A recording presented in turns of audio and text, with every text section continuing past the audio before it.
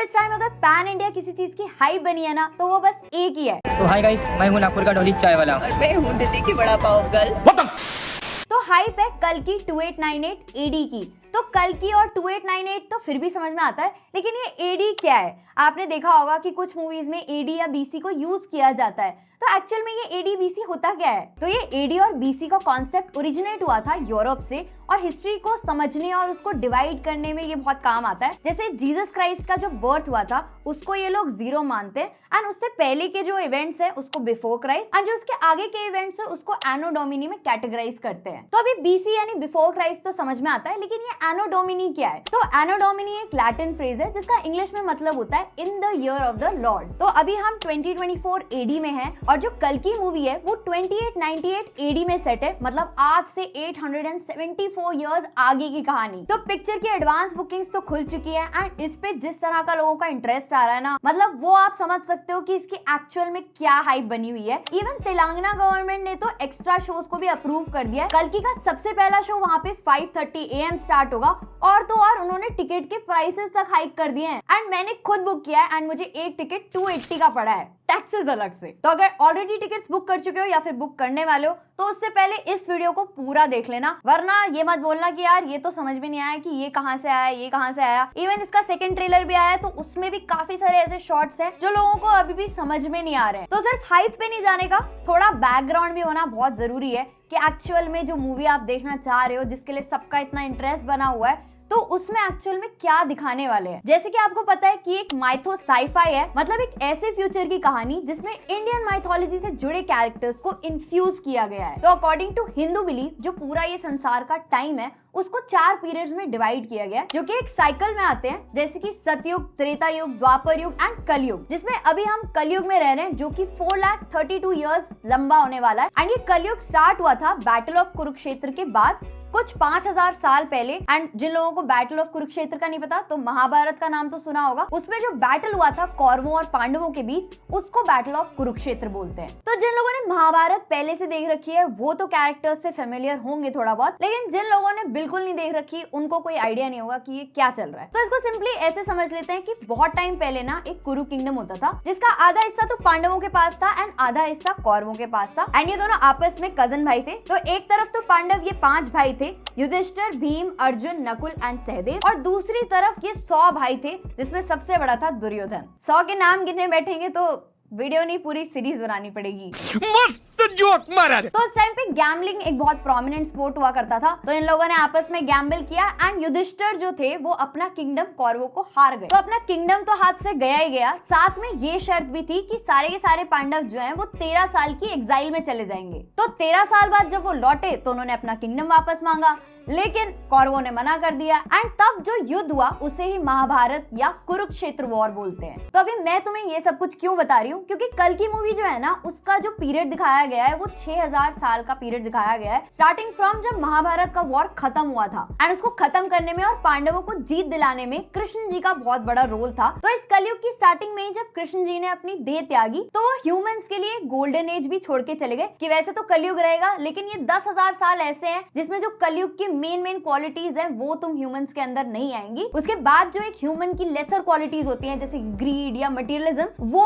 उन 10,000 सालों के बाद एकदम बढ़नी शुरू हो जाएंगी। लोग स्पिरिचुअलिटी में अपना इंटरेस्ट खो देंगे, एंड जो लोग डिवोटीज होते हैं, मतलब पक्के फॉलोअर्स होते हैं जो गॉड के, वो लोगों को भी रिडिक्यूल किया जाएगा। एंड ऐसे जो डिवोटीज होंगे उन्हें अपना डिवोशन फॉलो करने के लिए भी कहीं पे छुप के रहना पड़ेगा। तो इस टाइप की प्लेस को डिस्क्राइब किया गया है संभाला के नाम से। तो अभी तक जो कल्कि के ट्रेलर्स आए हैं उसमें आपने कॉम्प्लेक्स और काशी का नाम तो सुन लिया है, और अभी जो रीसेंट ट्रेलर आया है उसमें एक जगह दिखाई गई है संभाला या शंग्री-ला के नाम से। तो पिक्चर में ये तीनों जगह मेन फोकस में रहने वाली है, तो इन तीनों के बारे में थोड़ा थोड़ा जान लेते हैं। तो अब फ्यूचर में ये दिखाया कि गंगा जो है वो बिल्कुल ही ड्राई अप हो गई है, एंड वहाँ पे जो लोग रहते हैं अब उनकी लिविंग कंडीशंस बहुत ब्रूटल हो चुकी है, एंड अब एक ही फंडा बाकी है, सर्वाइवल ऑफ द फिटेस्ट का। और इसी काशी के ऊपर एक इन्वर्टेड ट्राइंगल जैसा जो स्ट्रक्चर है उसको कॉम्प्लेक्स बताया जा रहा है, जहाँ पे अबंडेंट रिसोर्सेज है। मतलब आपको एक अच्छी लाइफ के लिए जो भी नेसेसरी चीजें हैं वो आपको आराम से वहां पे मिल जाएंगी। और जो लोग कॉम्प्लेक्स में रहते हैं वो इन रिसोर्सेज को कंट्रोल करते हैं, एंड जो लोग काशी में रहते हैं उनका ये ड्रीम है कि वो किसी तरह से भी कॉम्प्लेक्स पहुंच जाए। एंड अब जो शंभाला जगह है उसको एक हिडन और मिथिकल लैंड बताया गया है, जिसके लिए ये माना जाता है कि जो भी अवतार आएंगे वो ऐसी किसी जगह से बिलोंग करेंगे, एंड वहां के लोग जो होंगे वो अभी भी गॉड में विश्वास रखते होंगे। तो अब ये तीनों जगह आपको क्लियर हो गई होंगी। तो अब इसमें से काशी सिटी में रहता है भैरवा, एंड औरों की तरह उसका भी ड्रीम है कॉम्प्लेक्स जाने का। तो कॉम्प्लेक्स में एंट्री के लिए चाहिए 1 मिलियन यूनिट्स। अब ये यूनिट्स क्या चीज है? तो यूनिट्स है फ्यूचर की करेंसी। अब भैरवा को जो यूनिट्स चाहिए उसके लिए वो बन जाता है एक बाउंटी हंटर, और जगह जगह इन बाउंटीज की तलाश करता रहता है, वो भी अपने AI ड्रॉइड डिवाइस की मदद से, जिसका नाम है बुज्जी। तो अब कलयुग से सतयुग में जाने के लिए कलयुग को एंड करना पड़ेगा, एंड उसको एंड करने के लिए ये माना जाता है कि जो विष्णु जी हैं वो अपने 10वें अवतार में आएंगे एज कल्कि, एंड कली का अंत करेंगे। कली जो एक डिमन है सिंबलाइज करता है इविल एंड डार्कनेस को, एंड जब वो खत्म हो जाएगा तो सतयुग अपने आप स्टार्ट हो जाएगा। तो एज पर हिंदू स्क्रिप्चर्स ये माना जाता है कि जो कल्कि का जन्म होगा वो शंभाला में ही होगा, एंड जो उनके पेरेंट्स होंगे उनका नाम होगा विषुयसा एंड सुमति। तो सुमति का जो कैरेक्टर है वो तो हमें ट्रेलर में दिखाई दिया है, एंड इंटरेस्टिंगली सुमति को रिलेट किया गया है सम 80 के नाम से। तो ये तो कंफर्म है कि कल्कि की जो बेरर होने वाली है वो दीपिका पादुकोण ही है। तो मैंने लास्ट वीडियो में ये भी बताया था कि वो कॉम्प्लेक्स में रहते होंगे एंड वहां से वो जरूर भागे होंगे, तो तभी उनको पकड़ने के लिए वो 1 मिलियन यूनिट्स का रिवॉर्ड रखा गया होगा, जिसको बुज्जी स्पॉट कर लेती है। एंड अगर आप ट्रेलर में ध्यान से देखोगे तो बुज्जी जो है वो बिल्कुल भी रेडी नहीं होती इस मिशन पे जाने के लिए, लेकिन भैरवा जो है वो एकदम ही एडमेंट होता है ये बोल के कि भाई मैं तो आज तक कोई फाइट नहीं हारा हूँ और ये फाइट भी मैं नहीं हारूंगा। तो कल्कि की रक्षा करने के लिए जो अश्वत्थामा का कैरेक्टर है ना वो सबसे ज्यादा प्रोमिनेंट होने वाला है इस पिक्चर में। और देखो, अगर अश्वत्थामा के बारे में ज्यादा नहीं जानते तो उनके बारे में भी आपको एक छोटा सा बैकग्राउंड दे देती हूँ। तो अश्वत्थामा जो थे वो गुरु द्रोणाचार्य एंड कृपि के बेटे थे, एंड जो गुरु द्रोणाचार्य थे वो कौरवों और पांडवों के म्यूचुअल गुरु थे। तो हिंदू माइथोलॉजी के हिसाब से बोला जाता है कि टोटल 8 चिरंजीवी यानी कि इमॉर्टल्स हैं, जो कि हैं Vyas, Hanuman, Parshuram, Vibhishan, Mahabali, Kripacharya and sage Markandeya, and जो 8वें हैं वो है अश्वत्थामा। तो अभी अश्वत्थामा का महाभारत से क्या लेना देना है? आपने ट्रेलर में ये शॉट्स तो देखे हैं कि वो महाभारत का जो वॉर दिखाया गया है उसको वो हार जाते हैं। तो रिलेशन ऐसे है कि जो उनके पेरेंट्स थे उन्होंने शिव जी के लिए बहुत ज्यादा भक्ति की थी, तब उनको अश्वत्थामा प्राप्त हुए थे। एंड इंटरेस्टिंगली उनको शिव जी की तरफ से वरदान था कि वो इम्यून रहेंगे to exhaustion and to evil spirits, और ये ब्लेसिंग उनको एक मनी के फॉर्म में मिली थी जो उनके फोरहेड पे उनके जन्म से ही थी। आपने ट्रेलर में भी देखा होगा। तो जब गुरु द्रोणाचार्य कौरवों और पांडवों को सिखा रहे थे तो साथ साथ में अश्वत्थामा भी सीखते थे। तो जो अर्जुन थे वो उन्हें सरपास कर गए, एंड अल्टीमेटली द्रोणाचार्य ने अर्जुन को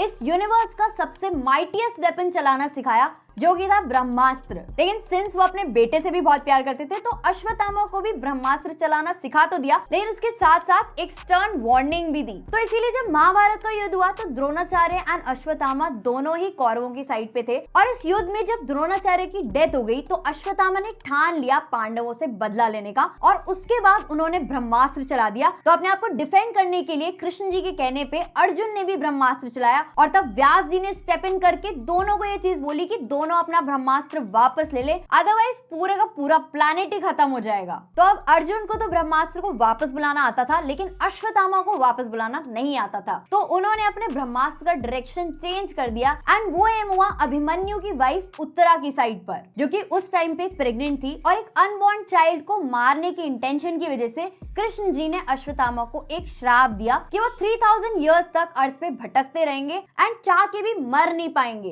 इवन जो उनकी मणि भी थी वो भी उनसे इस वजह से छीन ली गई, एंड इसीलिए आपने ट्रेलर में भी देखा होगा कि उनका साइज जो है वो हर किसी से बड़ा दिखाया गया है, और एकदम ही ऐसा पावरफुल दिखाया गया है कि बुज्जी को एकदम एक पैर से रोक देते हैं। 4 विलन्स को अपने दोनों हाथों पे उठा रखा है। तो अभी ये सब स्टोरी मैंने तुमको इसलिए बताई क्योंकि अश्वत्थामा जो है वो अपने पापों का प्रायश्चित करने के लिए ही कल्कि की रक्षा करेंगे। एंड अगर स्क्रिप्चर्स की माने तो जैसे ही कल्कि की पहली झलक वो देखेंगे तब वो अपने इमॉर्टैलिटी के कर्ज से बाहर आ जाएंगे। फाइनली उनको पीस मिलेगा एंड उनकी प्रपोज डेथ भी हो जाएगी। और ये चीज होने की ना एक और हिंट खुद पिक्चर के ट्रेलर में थी। अगर आपने नोटिस किया हो तो अश्वत्थामा का कैरेक्टर ये बोलता है कि ये मेरा अंतिम युद्ध होगा। तो आपके क्या थॉट्स हैं इस थ्योरी को लेके, वो कमेंट में जरूर शेयर करना। तो अभी नेक्स्ट जो थ्योरी है वो है प्रभास के कैरेक्टर भैरवा से रिलेटेड। तो अगर आपको थोड़ी बहुत नॉलेज होगी तो भैरवा जो है वो काल भैरवा का ही एक अनदर नेम है एंड इसको एसोसिएट किया जाता है शिव जी की एक फॉर्म से जो डिफाइन करता है डिस्ट्रक्शन एंड प्रोटेक्शन को। तो डिस्ट्रक्शन मोड में तो आप प्रभास को देख ही रहे हो,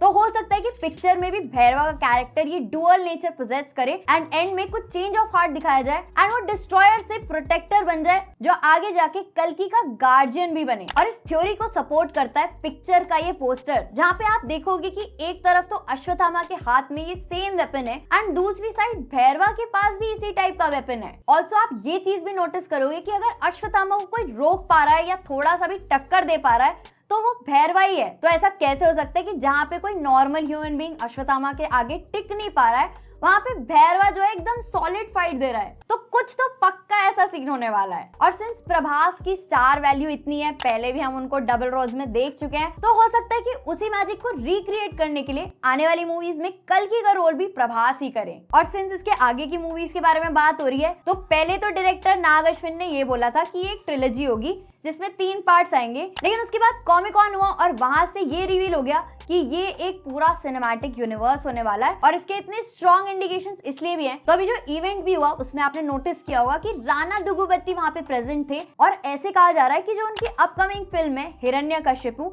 वो भी इसी यूनिवर्स का पार्ट होगी एंड कल्कि से रिलेटेड होगी। इवन ऐसे भी बहुत स्ट्रॉन्ग रूमर्स हैं कि पिक्चर में बहुत सारे कैमियोज होने वाले हैं, जैसे एस राजमौली हैं, वो व्यास जी का कैरेक्टर प्ले करेंगे और उनके साथ साथ मूवी में सूर्या, दलकर सलमान और नैनी भी देखने के लिए मिल सकते हैं। अभी जो नेक्स्ट थ्योरी है वो है कमल हासन के कैरेक्टर को लेके। तो बहुत से लोग ये कह रहे हैं कि ये कली का कैरेक्टर होने वाला है और जैसा दिखाया गया है काफी हद तक वैसा लग भी रहा है, लेकिन अगर आपने नोटिस किया होगा तो इस कैरेक्टर को सुपर एज दिखाया गया है। तो इसको लेके एक थ्योरी ये भी है कि हो सकता है कि उन 8 इमॉर्टल्स में से कोई एक इमॉर्टल हो जो कि किसी रीजन की वजह से विलन बन गया और अब इमॉर्टल ना रह के सिर्फ एक मॉर्टल रह गया हो। तो अब अगर उसको इमॉर्टैलिटी चाहिए तो उसके लिए उसको सुमति का बच्चा चाहिए होगा एंड आई थिंक उसको या तो इमॉर्टल बनाने के लिए या फिर उसकी कॉन्शियसनेस किसी दूसरी बॉडी में ट्रांसफर करने के लिए ही वो ये सारे एक्सपेरिमेंट कर रहे होंगे इन लड़कियों पे। एंड जब ये शॉट भी आता है तो आप देखोगे आसपास कुछ पॉड लाइक स्ट्रक्चर्स हैं। इवन जहाँ पे कमल हासन के कैरेक्टर को दिखाया गया है उसके साइड में भी 2 पॉड्स दिखाए गए हैं जिनमें ह्यूमन लाइक फिगर्स देखने के लिए मिल सकते हैं। और एक और चीज जो दिखाई गई है वो ये कि इस कैरेक्टर के आसपास कुछ मिस्टीरियस बॉल्स जैसा घूम रहे हैं। हो सकता है कि ये खुद कली ना हो सकता है कली इसको कहीं से गाइड कर रहा हो, तो वो भी एक पॉसिबिलिटी हो सकती है। एंड सिंस कमल हासन के कैरेक्टर के बारे में बात कर रहे हैं, ऐसे ये कैरेक्टर है जो थोड़ा सा दिखाया गया है लेकिन हो सकता है कि उसका रोल बहुत बड़ा हो। तो वो कैरेक्टर है दिशा पटनी का कैरेक्टर, जिसको एकदम मिस्ट्री में रखा गया है कि भाई ये कौन होने वाली है। जहां तक नाम की बात है तो नाम शायद रॉक्सी हो सकता है एंड हो सकता है कि ये कमल हासन के कैरेक्टर की बेटी हो या फिर कोई डबल एजेंट हो जो सिर्फ इन्फॉर्मेशन निकालना जानती हो